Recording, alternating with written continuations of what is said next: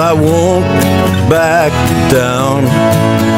No, I won't back down. You can stand me up at the gates of hell, but I won't back down.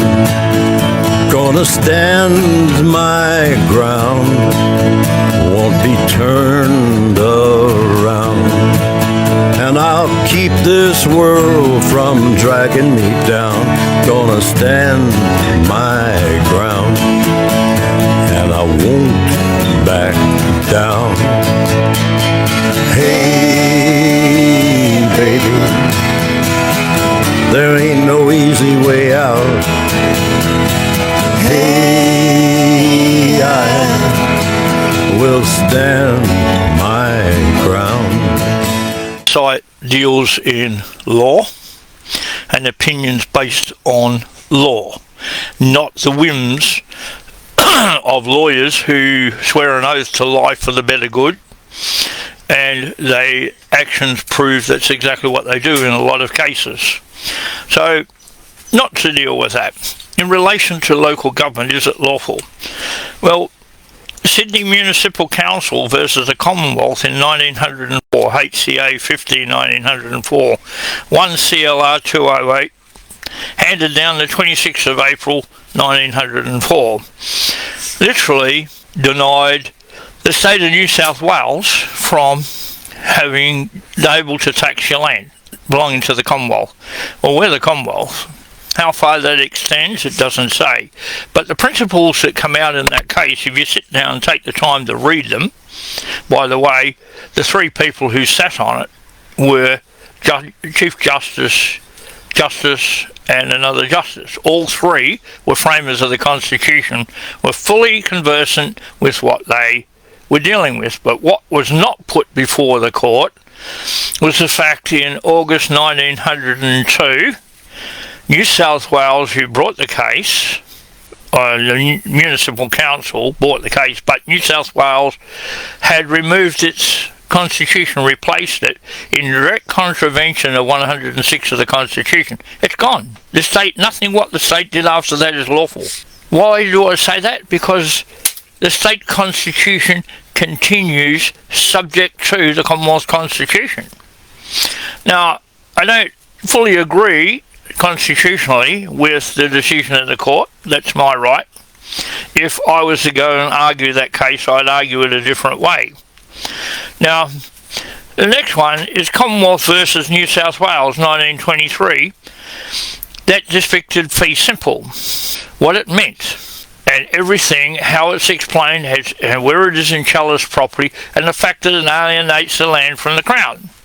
Well, apparently, the Western Australian Local Government Act, when they seize your land and take it away, it's alienated from the Crown on behalf of them. How nice. But it isn't when we buy it, apparently, according to them. Another joke. But again, New South Wales didn't exist in 1923 and still does not to this day. And as I said yesterday, they decide their magistrates when they are judges and added it to the 1902 Constitution, admitting fully that the Constitution they are using is not only fraud, it's treason, directly against 106 of the Constitution, remembering they were allowed to retain their constitutions subject to the Commonwealth Constitution being a fact. Now, Julie Wager, who sat on my case in the District Court, said she's not bound by the dicta of Isaacs. In other words, I'm going to disobey a ruling of the High Court, which is clearly criminal contempt of the High Court.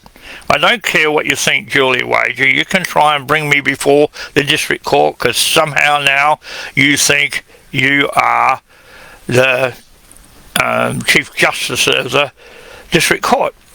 Well, if you are still or whatever, I don't really give a hang. I don't give a hang because it's all nonsense. You're a quorum. You always were a quorum. Says so on the document. A quorum is an unelected judge, a person impersonating a judge who isn't one. And the fact that Western Australia was not lawfully constituted, and I've given the reasons before. I'm not keep going back in it. And all the elected so-called members weren't elected according to the law. So it doesn't exist. So your decision is nonsense.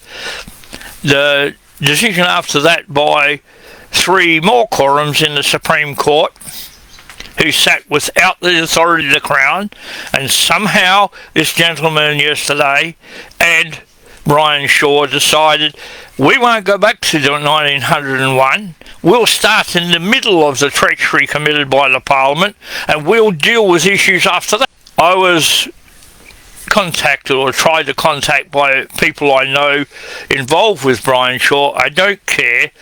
When an offence is committed, it starts on the first date it's committed. January the 1st, 1901, the whole of Western Australia was not constituted. It was created under 107, 108 and 109, but it needed compliance with 107 to draw the authorities granted. It didn't do it, and still hasn't. And now they create an entity known as the state, a fraud. Now, the reason I brought this up again, you need to comprehend what this means. If only the governor can run an election, and this says he can. If only the governor can accept and put up candidates, this says he can.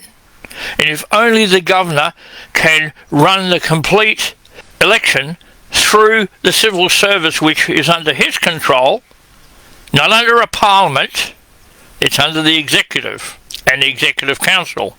We don't have either. So what you've created in this state, Dodgy Roger and your counterparts, and all the other political parties since Federation, when they first overthrew the Commonwealth Constitution, what you achieved is the Commonwealth Parliament has never been lawfully established. You can't say it can't because you can't prove it. I say it hasn't because I can prove it. Now, in 2019, I defeated City of Greater Geraldton. And this is interesting because it came up a couple of days ago when so-called police, who are public officers and not officers of the Crown according to Justice Kirby, they're creatures of statute, and it wasn't denied in court in Geraldton when I put it to the police and I put it to the court. In fact, I proved they were public officers, creatures of statute. You can never be an officer of the Crown. That's a ruling of a Justice of the High Court. You know, we now have a huge problem because we have an ex-police prosecuting sergeant, I'm not going to repeat his name again, who thought he had the right to just walk on people's property with a piece of paper written on it, warrant. But it doesn't meet any of the requirements of a warrant, none of it. So you trespassed, and for that a formal complaint will be made to Geraldton. I don't think there's not much going to happen about it, but it will be made. And if you do nothing, it'll be made public. It's a huge public interest that if the police do nothing about a blatant disregard for the law. You have to have a lawful warrant issued under the Crown that has to be accompanied by an affidavit. Neither was on that document. That is not a copy of the document you presented to be signed by a JP. No name of the JP, no signature. If you wanted that not made available, you could black it out like you do on others. So you say. But when subjected to a test, it was never on there, meaning it's not a copy. I'm allowed to check a warrant. Anybody else is allowed to check a warrant issued against people to enter their property. The police do not have a standing warrant to follow you on there. They had a duty, all of them that attended, to make sure that warrant was lawful. Because you were an ex-police prosecutor and a senior sergeant or a sergeant, you relied on your reputation to disobey the laws of this country, and you did that. You entered property without lawful excuse. How do I know? I'll just read you a couple of cases which actually refer to what I'm saying, and you can look them up yourself, because this clearly explains that you're lying. It's all against trespass and the rules that comply with it. The first one is Nakuru versus State of New South Wales 2008 HCA 26. New South Wales versus Ibbot 2006 HCA 57. Plenty versus Dillon 1991 HCA 5. George versus Rocket HCA 26 1990. Halliday versus Neville 1984 HCA 80. These are all cases which prove what I just said about trespass applies. How do I know? Because decisions of the High Court, once published, and they all are, form part of the common law. They're binding on the courts, judges and people of every state. So if you're a people, or you're exercising authority, or you sit as a judge or a magistrate anywhere in this country, or you say you create a court, you are bound by the decisions of the High Court. It doesn't say they cut off after so many years. The Australia Act does not exist, never went to the people in the form of a referendum and has no value, but we didn't have a federal parliament to put it there. Nor did we have any states to confer that authority on the federal parliament if it did exist. They were all gone by 1975. I didn't make this stuff up. This is the law. And yous are lying and committing fraud. And when an arrogant piece of work comes and decides he can just lie, cheat and steal, the warrant allowed you to enter the property, if it was lawful, and it wasn't, to enter the property to check out that building. The building has stood for 14 years. It has been hit with all sorts of huge winds in Geraldton, because that's what you get here, whether you like it or not. And the big problem you have is you decided you were going to push your ideas and you were going to do what you wanted. Nobody resisted you. You were told several times, you were told in no uncertain terms by the owner to F off, get off the property, you got no lawful right. You were fully aware, or should be. If you exercise authority, you have to know the law in relation to that authority. And this is a newsletter written by somebody, and it clearly states the contents of the issue of fee simple. There's 4 elements of ownership that are carried in a fee simple title deed. Now, every title is in fee simple, has nothing to do with the government. Never did. Never did. Did you have control over land? No. Only on just terms for public use. Now, the first issue of ownership is tenements. Second, messuages. 3, corporeal herediments. 4, incorporated herediments. First, we must remember that many words have different legal words or had different original meanings to our current understanding.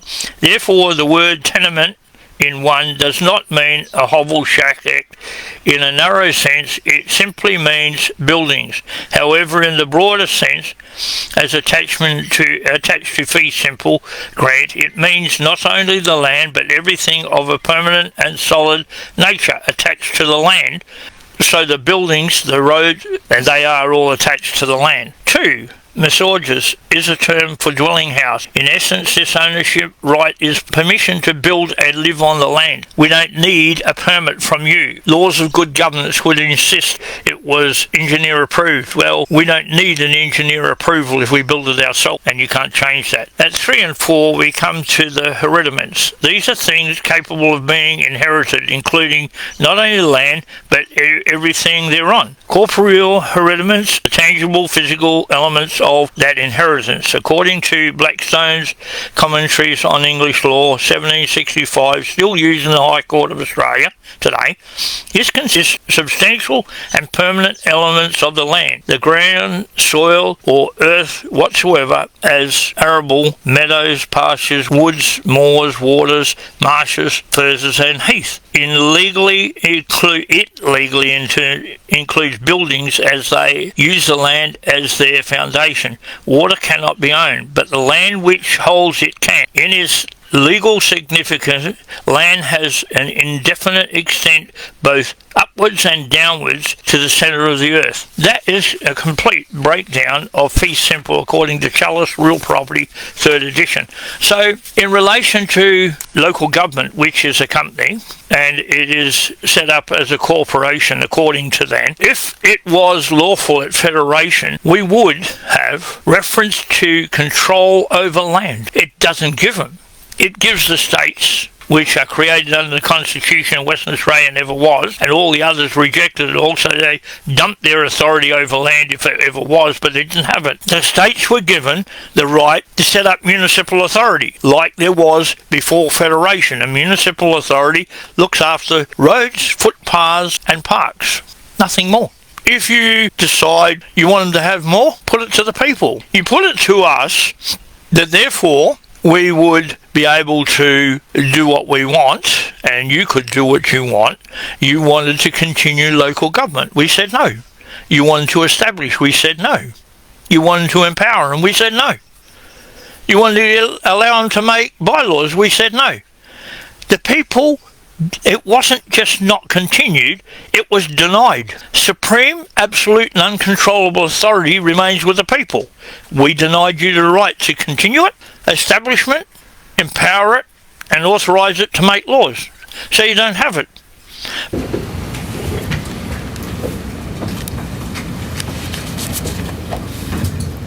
So to not put this to a vote is to concede defeat.